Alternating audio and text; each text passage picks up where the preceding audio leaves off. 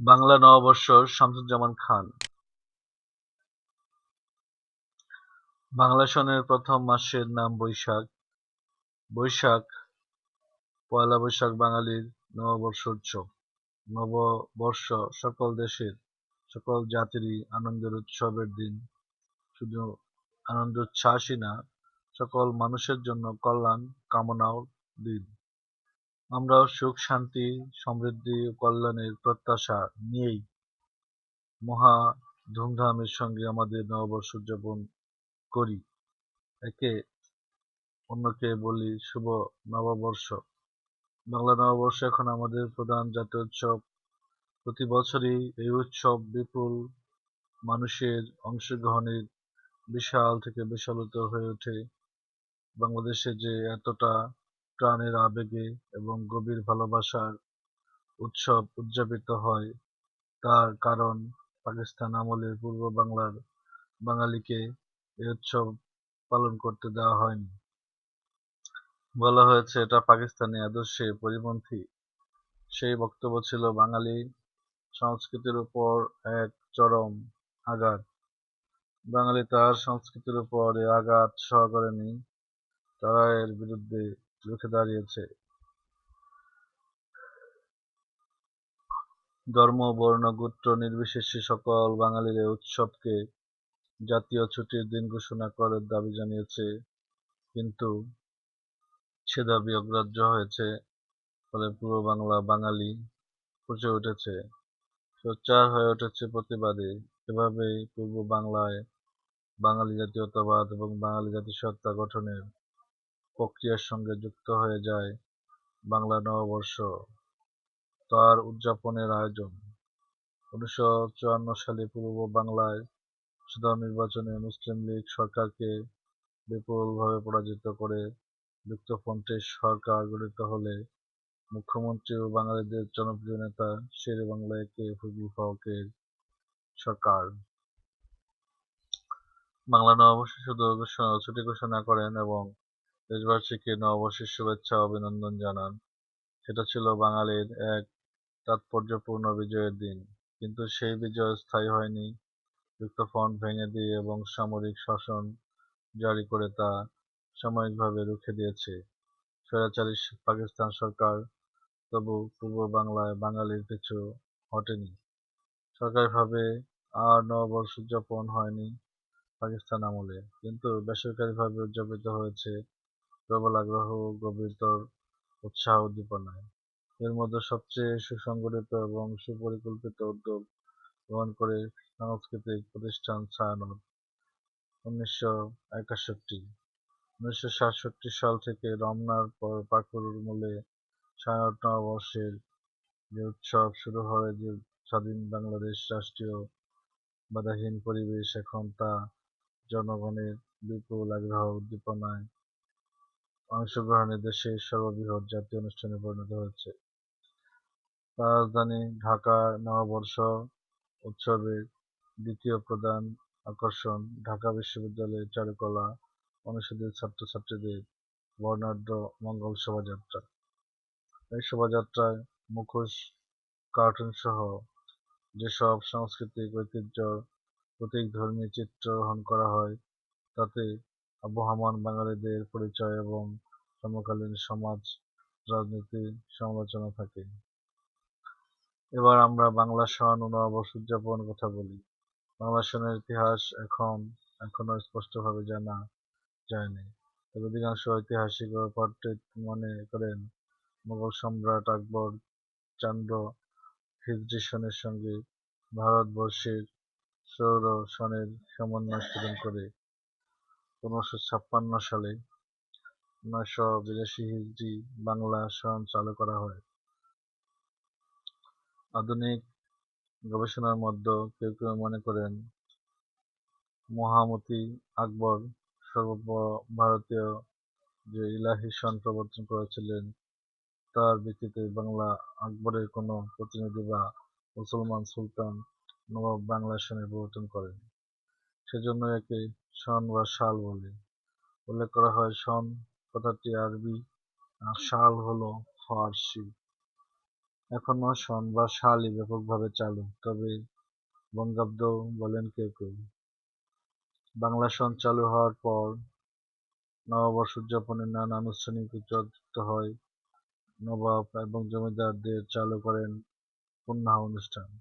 পয়লা বৈশাখে প্রজারা নবাব ও জমিদার বাড়িতে আমন্ত্রিত হতেন, তাদের মিষ্টিমুখ করানো হতো, পান সুপারিও আয়োজন থাকত, তবে তা মূল উদ্দেশ্য ছিল খাজনা আদায়। মুর্শিদাবাদের নবাবেরা এই অনুষ্ঠানে করতেন, বাংলার জমিদারদেরও করতেন এই অনুষ্ঠান। জমিদারি উঠে যাওয়ায় এই অনুষ্ঠান এখন লুপ্ত হয়েছে।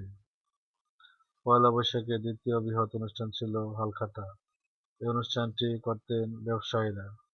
বাংলাদেশ কৃষিপ্রধান, তাই ফসলের মৌসুমে ফসল বিক্রির টাকা হাতে না এলে কৃষক সহ প্রায় কেউ নগদ টাকার মুখ একটা দেখতে পেত না। ফলে সারা বছর বাকিতে প্রয়োজনীয় জিনিস না কিনে তাদের উপায় ছিল না। পয়লা বৈশাখের হালখাতা অনুষ্ঠান তারা দোকানিদের বাকির টাকা মিটিয়ে দিতেন, অন্তত আংশিক পরিশোধ করে নতুন বছরের খাতা খুলতেন। হালখাতা উপলক্ষে দোকানিদের ঝালর কাটা লাল, নীল, সবুজ, বেগুনি কাগজ দিয়ে দোকান সাজাতেন।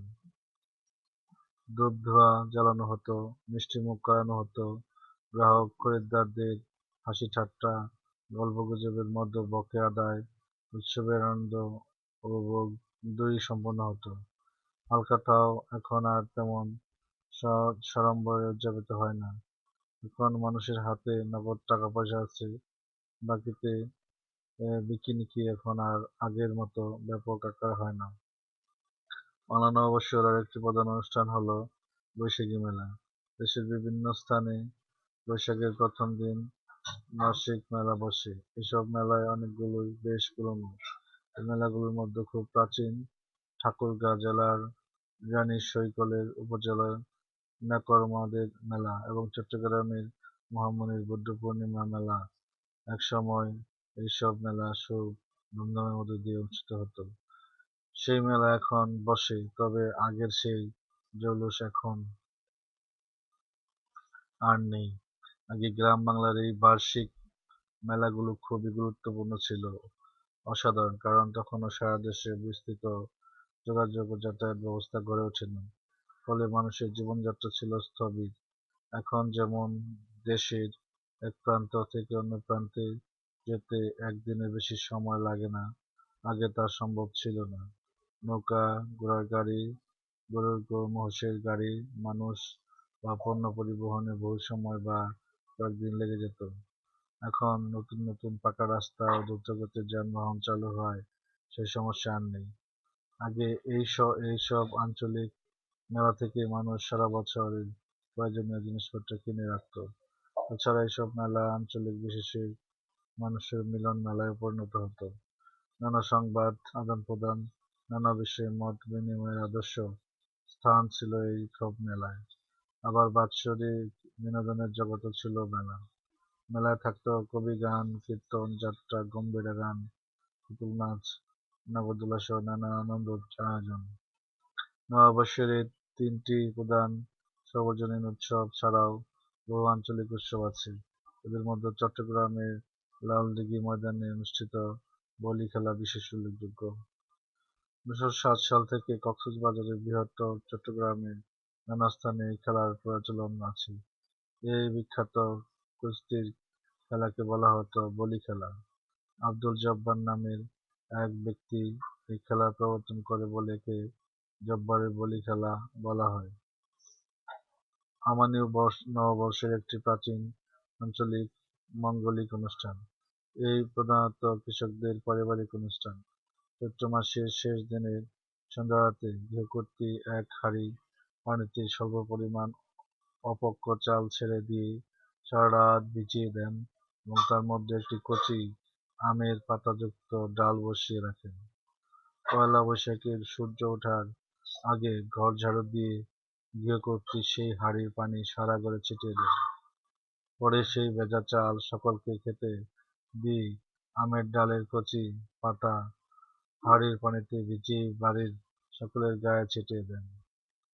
তাদের বিশ্বাস, এতে বাড়ির সকলের কল্যাণ হবে। নতুন বছর হবে সুখ, শান্তি, সমৃদ্ধি। এই অনুষ্ঠান এখন খুব একটা দেখা যায় না। নববর্ষে এ ধরনের আরো নানা অনুষ্ঠান আছে, যেমন নিজ নিজ নিজ নিজ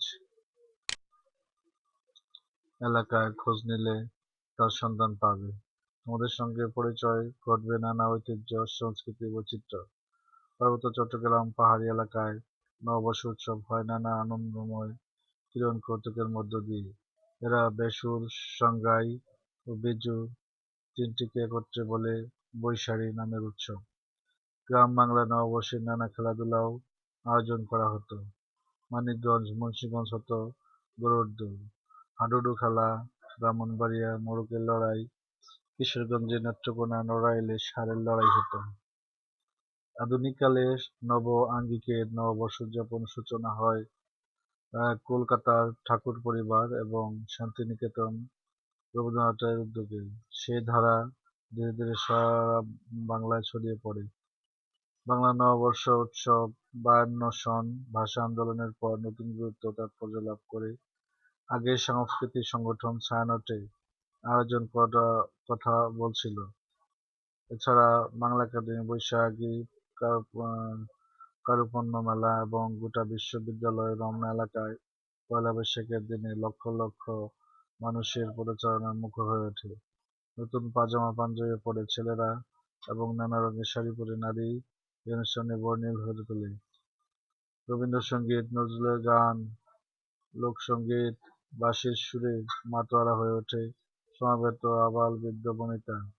আনন্দময় ও সৌহার্দ্যপূর্ণ এই পরিবেশ আধুনিক বাঙালি জীবনের এক গৌরবময় বিষয়।